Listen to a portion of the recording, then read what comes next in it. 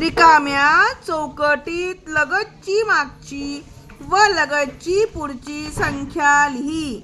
मग 54 आहे. या 54च्या लगतची मागची संख्या आहे 53 आणि 54 नंतर लगतची पुढची संख्या आहे 55.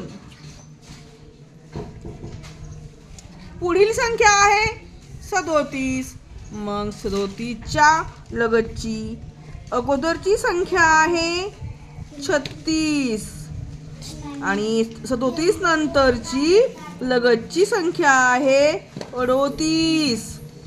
50च्या लगतची अगोदरची संख्या आहे 49 आणि 50 नंतर लगतची पुढची संख्या आहे 51. 39 अगोदरची संख्या आहे 38. 39 नंतर लगतची संख्या आहे पुढची 40.